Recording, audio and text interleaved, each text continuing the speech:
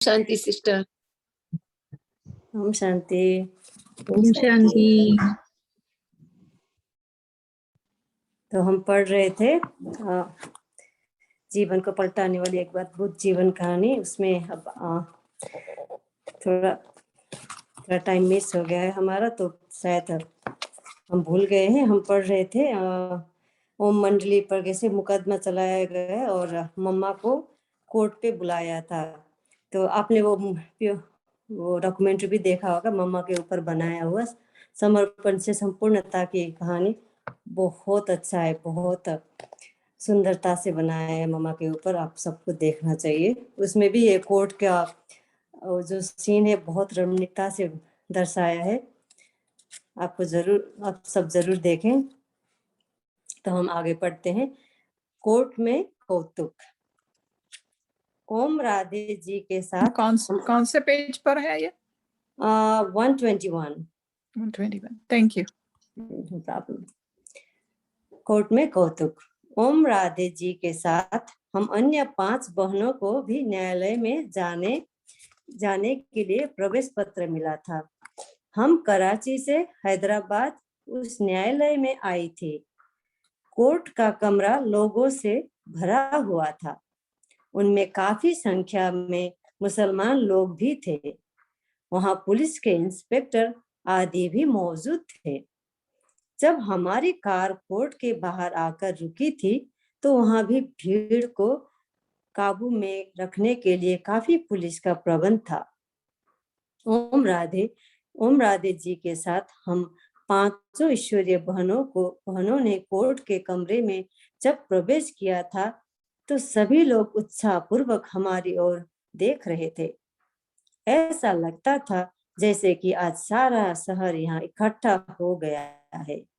हम लोग बिल्कुल निर्भय अवस्था में थी, क्योंकि हमें ये ज्ञान मिला हुआ था कि संसार जीत हार का खेल है। इसमें एक की जीत दूसरे की हार तो है ही। अतः हमारी स्थिति ऐसी थी जैसे कि हम खेल देखने आए हों। बाबा के द्वारा हमें जो इतना उच्च ज्ञान मिला था, उसके होते हुए हम डरती क्यों? फिर हमारे मन में कोई बुराई भी न थी, तो हमें किस से संकोच अथवा डर होता? कोर्ट में सन्नाटा सा छा गया था। जज साहब कुर्सी पर बैठे थे। हम 5 बहनों को भी बैठने के लिए उन्होंने कुर्सियां दिलाई। फिर ओम राधे जी को गवाही के कटघरे में आने के लिए कहा गया। ओम राधे जी का व्यक्तित्व उस समय एक शक्ति जैसा दिख रहा था। श्वेत वस्त्रों में सौम्य स्वभाव वाली वो एक देवी सी प्रतीत हो रही थी, जैसे कहीं आकाश से वहां उतरी हो। ओम राधे जी के वहां ठहरने पर जज साहब ने कहा, जज, पहले गीता हाथ में उठाकर कसम लीजिए कि आप सच बोलेंगी। ओम राधे, क्या कसम उठाना है, क्या बोलना है? जज, आप गीता को हाथ में उठाकर ये कहिए कि मैं भगवान को हाजिर नाजिर देखकर जो कुछ कहूंगी सच कहूंगी। ओम राधे, जज साहब, मैं इन आंखों से तो आपको ही हाजिर नाजिर देख रही हूँ। भगवान को तो इन नेत्रों से नहीं देख सकती हूँ। तब भला मैं ये झूठी कसम कैसे लूं कि मैं भगवान को हाजिर नाजिर देखती हूँ? मैं तो आप आत्मा को ही जज के रूप में देख रही हूँ। इसलिए अगर आप कहें तो मैं ये कसम उठा सकती हूँ कि मैं आप आत्मा को जज साहब के रूप में हाजिर नाजिर देखकर जो कुछ बोलूंगी सच बोलूंगी। ये विचित्र उत्तर सुनकर कोर्ट में बैठे हुए लोगों को बहुत आश्चर्य हुआ और कई तो हंसने भी लगे। किसी ने तो ताली भी बजाई। कोई बोल उठा कि ओम राधे ने बिल्कुल ठीक कहा है। जज साहब थोड़ा नाराज हुए और उन्होंने ऑर्डर बोलकर सबको चुप कराया। जज ओम राधे जी के ओर देखते हुए, मैं कोई भगवान थोड़े ही हूँ कि आप मेरी कसम उठाएंगी? भगवान के नाम पर कसम उठाना ये इस कोर्ट का लॉ यानी नियम अथवा विधान है। हम इस विधान को तोड़ नहीं सकते। ओम राधे ने नम्रता पूर्वक कहा, जज साहब, आप स्वयं ही कहते हैं कि सच बोलो, तब भला विचार कीजिए कि जब मैं यहाँ ईश्वर को हाजिर नाजिर देखती, बल्कि यही के देखती हूँ कि आज हरेक के मन में काम क्रोधादि विकार ही भरे हुए हैं, तो फिर मैं झूठी कसम कैसे लूं? जज साहब थोड़ा आवेग से बोले, यह कोर्ट है, सत्संग नहीं, जहां आप मुझे ज्ञान देने लगी हैं। यहाँ तो कानून चलता है। यदि आप यहाँ इस कानून को तोड़ेंगी तो आपको अदालत की हतक अपमान के अपराध में गिरफ्तार किया जा सकता है। ओम राधे शक्ति के रूप में निर्भय होकर बोले, जैसे आप इस कोर्ट की हतक यानी अपमान नहीं कराना चाहते, वैसे ही मैं ईश्वर जो कि आपका और हम सब का परम पिता है, उसका अपमान अथवा उसकी हतक कैसे कर सकती हूँ? गीता में भी भगवान के महावाक्य है कि जब धर्म की ग्लानि होती है तब मैं आता हूँ। तो फिर भगवान इस संसार में हाजिर कैसे हुए? परमात्मा तो ज्ञान स्वरूप, आनंद स्वरूप, प्रेम स्वरूप और निर्विकार है, परंतु आज हरेक के मन में काम क्रोध आदि विकार है और अशांति भी है। तब भला परम पवित्र परमात्मा सब में हाजिर नाजिर कैसे हुए? उस समय ओम राधे जी की आयु लगभग 21 वर्ष की थी। निर्भीक अवस्था में उनके मुख से ऐसे विवेक संगत उत्तर सुनकर लोग दांतों तले उंगलियां दबाने लगे। एंटी ओम मंडली के जो लोग वहां उपस्थित थे, स्वयं उनके मन को भी यह सच्ची बात स्पर्श करती मालूम होती थी। यह किसी ने नहीं सोचा था कि आज ऐसा कौतुक होगा। कानून से बंधे हुए जज साहब को तो अपनी ड्यूटी ही निभानी थी, अतः यद्यपि उनके मंतव्य को ओम राधे जी के उत्तर झकझोरते हुए से मालूम होते थे, तो भी वे कमजोर सी आवाज में बोले, कुछ भी हो, कोर्ट के कायदे यानी नियम को तो पालन करना ही होगा। तब शक्ति रूप ओम राधे जी बोली, जज साहब, मैं किसी भी हालत में झूठी कसम नहीं उठा सकती। जज साहब ने एक बार फिर कहा, अभी भी अवसर देता हूँ, सोच लीजिए, अभी भी कसम उठा लीजिए, तभी मैं गवाही के लिए प्रश्न पूछूंगा। ओम राधे जी ने फिर कहा, जज साहब, मैंने अच्छी तरह सोच लिया है। जज साहब इस सोच में पड़ गए कि अब क्या किया जाए। ओम राधे जी को डराने के विचार से उन्होंने उपस्थित पुलिस अफसर को आज्ञा दी कि वे उनके हाथ में हथकड़ी डाल दे। पुलिस कर्मचारी हथकड़ी लेकर आगे बढ़ने लगे, परंतु ओम राधे जी की मुस्कुराती हुई इसी निर्भय अवस्था में खड़ी रही। सभी लोग बहुत ही उत्सुक उत्सुकता से देख रहे थे कि अब क्या होगा। अब तो शायद हथकड़ी लग जाएगी। इतने में जज साहब ने पुलिस कर्मचारियों को आज्ञा दी, ठहरो ठहरो। पुलिस कर्मचारी जंजीर लेकर पीछे हट गए। उपस्थित जनता में से कोई लोग ने फिर ताली बजाई। आखिर जज साहब ने इस तरह की कसम उठाने का आग्रह छोड़ दिया। परमपिता परमात्मा ने कौरवों की सभा में द्रौपदी की लाज बचा ली। अब जज साहब ने दूसरे प्रश्न पूछने शुरू किए। जज, अब ये बताइए कि आप सभी इतना रोकने पर भी घर बार छोड़कर दादा के पास क्यों चली आई गई? ओम राधे, जज साहब, क्या आपने कभी श्रीमद् भागवत पढ़ा है? जब भगवान मुरली बजाते थे तो गोपियां उस मुरली के पीछे क्यों भाग जाती थी? तब उन पर मुकदमा क्यों नहीं चला? वो यही ज्ञान मुरली हुई तो है। अब भी हम उसी ज्ञान मुरली की सदा अभिलाषी रहती हैं। जज साहब, जब कई पुरुष लोग संन्यास ले लेते हैं और घर बार छोड़ जाते हैं, तो उन पर मुकदमा क्यों नहीं होता? उनसे यह प्रश्न क्यों नहीं पूछा जाता? भगवान के लिए तो नर और नारी एक समान है। अब उसने हम माताओं को ज्ञान कलश दिया है। अतः अब जब हम माताओं की पवित्रता और ईश्वरीय ज्ञान का चांस मिला, जब हम माताएं ज्ञान और पवित्रता के जीवन प्राप्त करने के लिए ईश्वरीय सत्संग में जाती है, तो हमसे ये प्रश्न क्यों पूछा जाता है? जज साहब, ज्ञान अमृत पीने के कार्य में संबंधियों की ओर से जो हमारे मार्ग में रुकावटें पड़ती हैं तथा वे माताएं पर जो अत्याचार करते हैं, उसी के परिणाम स्वरूप भी ऐसा हुआ है। इस प्रकार जज ने और भी कई प्रश्न किए। उदाहरण के तौर पर एक प्रश्न ये था, जज, भला दादा आप सबकी आंखों में डालने के लिए कौन सा सुरमा या अंजन देते हैं?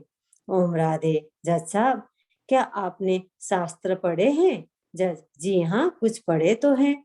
ओम राधे, तो आपने पढ़ा होगा कि ईश्वरीय ज्ञान को अंजन भी कहा गया है। एक पद भी है, ज्ञान अंजन सतगुरु दिया, अज्ञान अंधेरे विनाश। अब सदगुरु परमपिता परमात्मा ज्ञान देते हैं तो आत्माओं का अज्ञान अंधेरे मिट जाता है। तो वही ज्ञान अंजन अब हमें परमपिता परमात्मा देते हैं, जो कि हम औरों को भी देते हैं।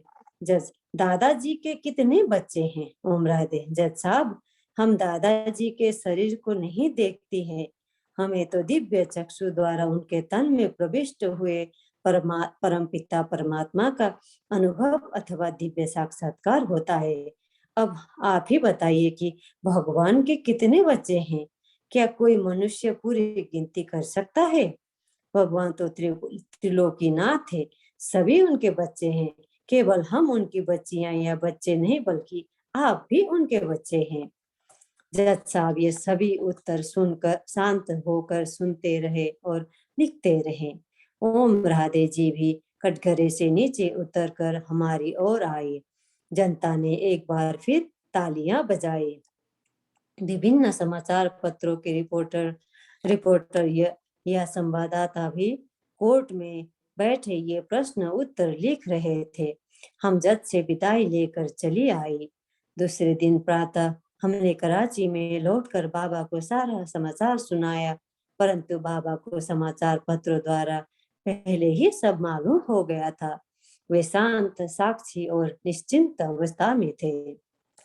अब कराची में कन्याएं, माताएं और परिवार ज्ञान अमृत द्वारा अपना जीवन उच्च बनाने लगे, परंतु वहां जाने पर भी लोगों ने विरोध न छोड़ा। उन्होंने वहां के साधु T.L.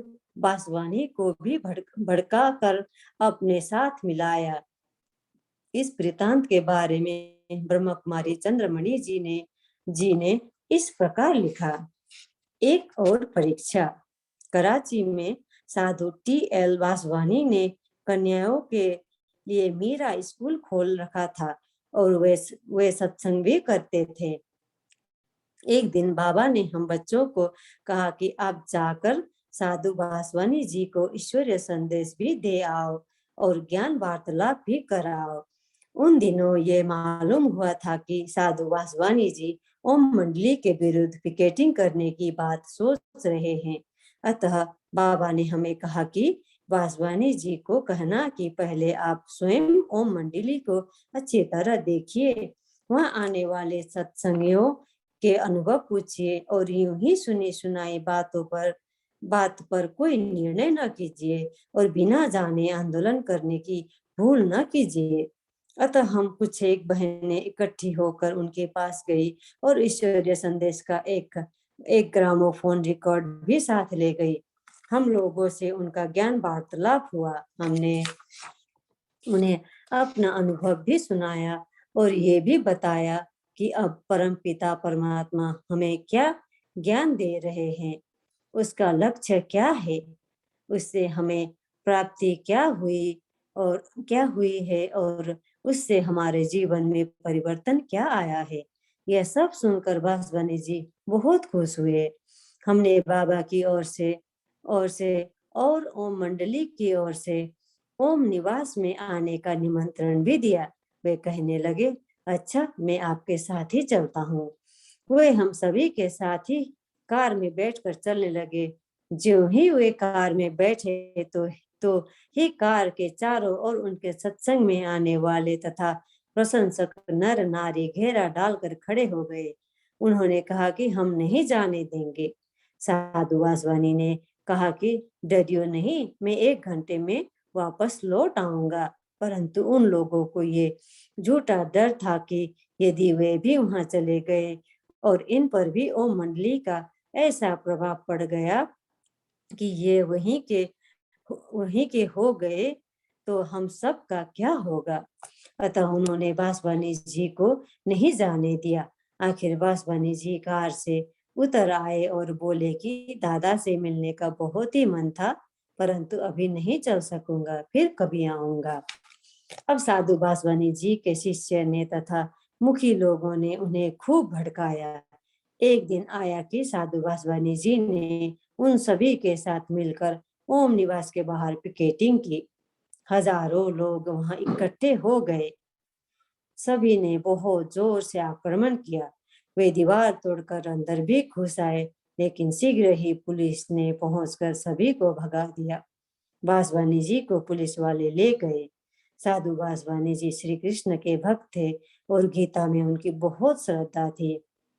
यदि लोग उन्हें न भटकाते और वे एक बार दादा के से सम्मुख ज्ञान वार्तालाप करते तो वे पिकेटिंग न करते, बल्कि बहुत ही खुश होते। परंतु अब पिकेटिंग से वातावरण और भी बिगड़ गया। मुखी लोगों ने साधु वासवानी जी को भी साथ मिलाकर सिंध सरकार पर दबाव डालना शुरू किया कि वो ओम मंडली पर प्रतिबंध लगाए। इस कारण हिंदू सदस्यों तथा मंत्रियों ने मुख्यमंत्री तथा विधि मंत्री पर दबाव डाला और उन्हें धमकियां भी दी। इस सिलसिले में मुख्यमंत्री तथा विधि मंत्री ने सिंध की विधानसभा में भी जो भाषण दिए वे बहुत ही तथ्यपूर्ण है। उन्होंने दिनांक 24 मार्च 1939 को सिंध विधानसभा में ये भाषण किया। उन्होंने स्पष्ट कहा कि मंत्रिमंडल के हिंदू सदस्य ने हमें त्याग पत्र की धमकी दी है, परंतु हम किसी की धमकियों से डरने वाले नहीं है। हर एक को अपने धार्मिक मंतव्य के अनुसार सत्संग या साधना करने का कानूनी अधिकार है। ओम मंडली पर प्रतिबंध किस धारा के अंतर्गत लगाए जाए। उन्होंने हजरत मोहम्मद का उदाहरण देते हुए तथा अन्य सुधारकों का हवाला देते हुए ये भी कहा कि शुरू में वे लोग भी संख्या में थोड़े होते थे और उन पर भी लोगों ने अत्याचार किए थे। उन्होंने स्पष्ट शब्दों में कहा कि दादाजी से जो भी जायज मांग की गई थी वो उन्होंने पूरी की। उन्होंने ये भी कहा कि वास्तव में जाति तो एंटी ओम मंडली की ही है।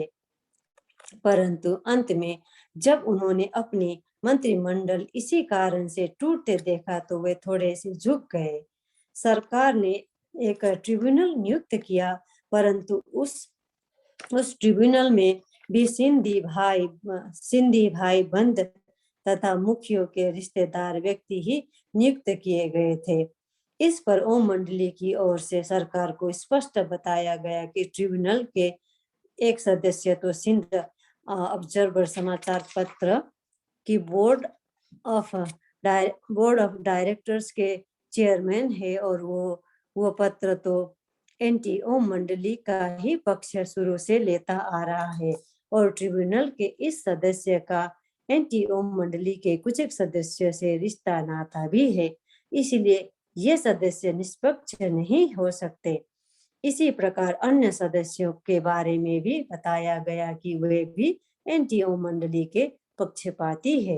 अतः सरकार को ये आवेदन पत्र दिया गया कि ट्रिब्यूनल में निष्पक्ष व्यक्ति होने चाहिए, या तो उनमें कोई अंग्रेजी आदि हो और या निष्पक्ष हिंदू हो।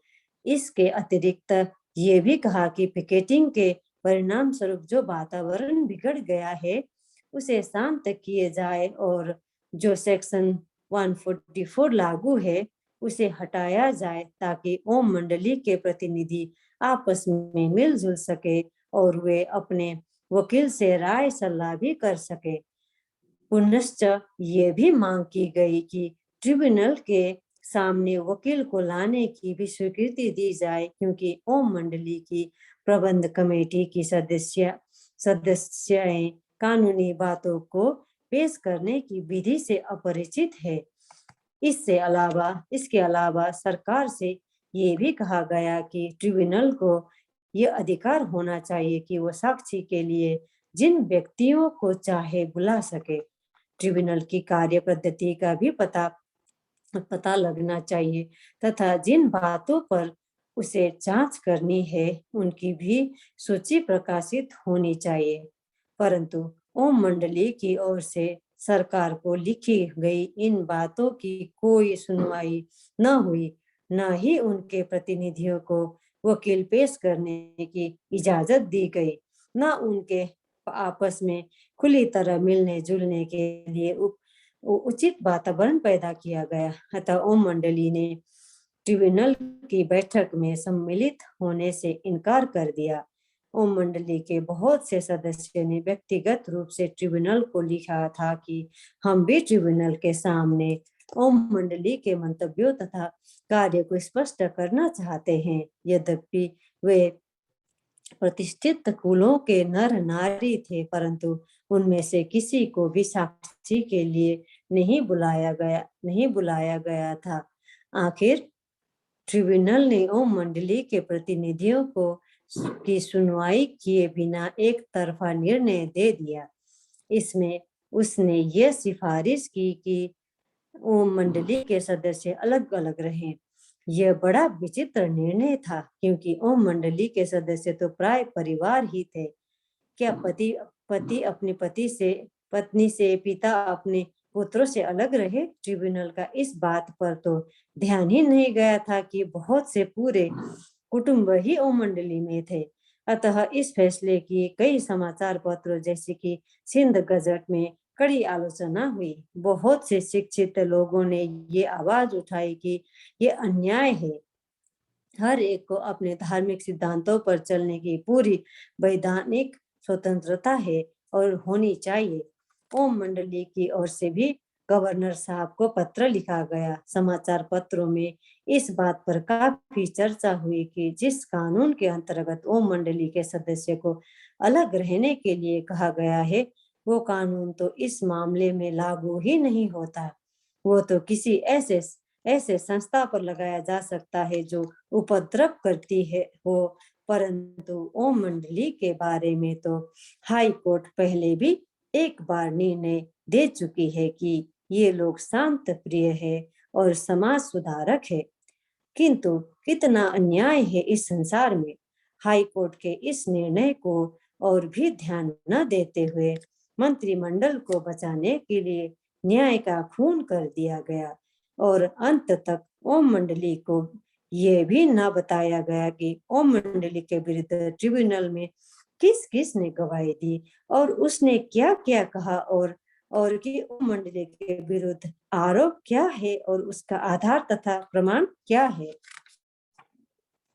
आखिर सिंध के मुख्यमंत्री तथा विधि मंत्री ने अनौपचारिक रूप से सुझाव दिया कि ओम मंडली के लिए 5-6 बंगले पास पास ले लिए जाएं, जहां पर कि वे कुछ समय के लिए अलग अलग रहें। उन्होंने मौखिक आश्वासन दिया कि कुछ समय इस प्रकार करने से लोगों के अत्याचार और आंदोलन बंद हो जाएंगे और सरकार ओम मंडली के विरुद्ध कोई कदम नहीं उठाएगी। बाप अपने बच्चों के मन को खुश करने की कोशिश तो करता ही है, अतः ऐसा ही किया गया। एक बंगले में बाबा और उसके साथ कुछ परिवार जो कि उनके लौकिक रिश्तेदार भी थे रहते थे। एक बंगले में छोटे बच्चे रहते थे जो कि लौकिक शिक्षा के अतिरिक्त ईश्वरीय ज्ञान भी लेते थे। एक बंगले में ओम राधे जी के साथ माताएं और बालिक कन्याएं रहती थी। एक अन्य बंगले में भाई लोग रहते थे। इस प्रकार ईश्वरीय यज्ञ का कार्य तो पहले की तरह ही चलता रहा। विद्यार्थी जीवन और ईश्वरीय पढ़ाई का कार्य भी ठीक वैसे ही चलता रहा। अपनी बसों में सवार होकर वैसे ही प्रतिदिन क्लिफ्टन पर सागर के किनारे सैर करने जाते थे। कुछ समय ही लोगों ने झंझट और झगड़ा करने की कोशिश की होगी। आखिर जब उन्होंने देखा कि ये लोग टलने वाले नहीं है, इन्हें तो पक्की ईश्वरीय लगन लग गई है, वे थक कर वापस हैदराबाद चले गए। उन लोगों को परमपिता परमात्मा से वैर करने तथा अपना ही धन और समय व्यर्थ गंवाने के सिवा तो कुछ मिला ही नहीं। उन्होंने सोचा कि एक दिन दादा का पैसा भी खर्च होते होते समाप्त हो जाएगा और तब ये सभी माताएं, बहनें और भाई वापस लौट जाएंगे। उन्हें ये क्या मालूम था कि ये सर्वशक्तिमान परमपिता परमात्मा द्वारा स्थापित किया हुआ ईश्वरीय विश्वविद्यालय है। ये किसी मनुष्य द्वारा स्थापित किया हुआ साधारण ज्ञान यज्ञ या विद्यालय नहीं है। उन लोगों ने समाचार पत्रों में ये प्रस्ताव छपवा दिया कि कोई भी व्यक्ति ओम मंडली को पैसा न देवे ताकि इसका धन समाप्त हो जाए और इस संस्था का अंत हो जाए। परंतु जिस ओम मंडली का आधार त्याग, तपस्या और ईश्वरीय निष्ठा था, उसका लोग कैसे अंत कर सकते थे? उसका कार्य अब शांति पूर्वक और सुचारू रूप से चलने लगा। जिन कन्याओं को नाबालिग होने के कारण कोर्ट यानी न्यायालय द्वारा उनके संबंधी ले गए थे, वे भी अब वापस आने लगी, क्योंकि उनके माता पिता ने देखा कि इनकी लगन तो अटूट तौर पर ईश्वर से लगी हुई है और ये सिनेमा, फैशन, मांसाहार, भिखारी विवाह आदि के लिए तो हमारा प्रस्ताव मानती नहीं है। तो क्यों न इन्हें जाने दिया जाए और जीवन को उच्च बनाने की शिक्षा लेने दी जाए। बालिग और बुजुर्ग माताएं तो पहले से ही वहां थी, उन्हें तो कोई भी वापस जाने की आज्ञा नहीं दे सकता था, क्योंकि पहले से ही उन सबके पति या ससुर ने यह स्वीकृति पत्र लिख कर दिया हुआ था कि वे ओम मंडली में ओम राधे के पास जाकर ज्ञान अमृत पी और पिला सकती है। अच्छा, आज यहीं तक पढ़ते हैं, फिर अगली बार। ओम शांति।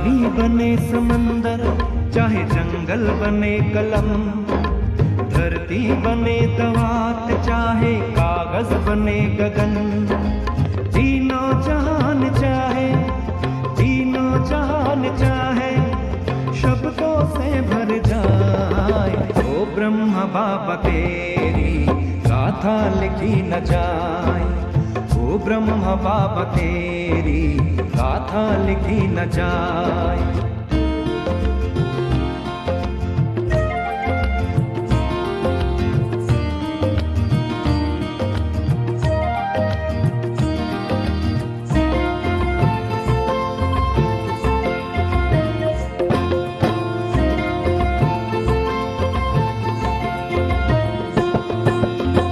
सागर को गागर में कैसे समाओ, सूरज को कैसे दीपक दिखाओ, तुझ सा कहाँ कोई जग में है पूजा, महिमा तेरी कैसे गीतों में गाओ। तेरे गुणों का बाबा, तेरे गुणों का बाबा, वर्णन किया न जाए। ओ ब्रह्मा बाबा तेरी गाथा लिखी न जाए, ओ ब्रह्मा बाबा तेरी गाथा लिखी न जाए।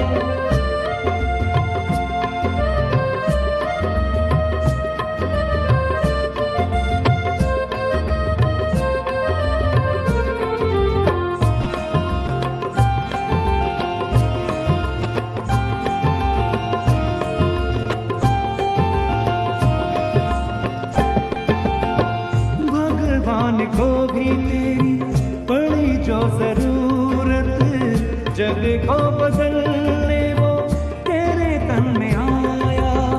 निराकार शिव की देखी तुझ में सूरत, तुझ में ही चारों धाम है पाया। भजा तुम्हारे प्यार का, भजा तुम्हारे प्यार का, हर दिल पे लहराए। ओ ब्रह्मा बाबा तेरी गाथा लिखी न जाए, ओ ब्रह्मा बाबा तेरी गाथा लिखी न जाए।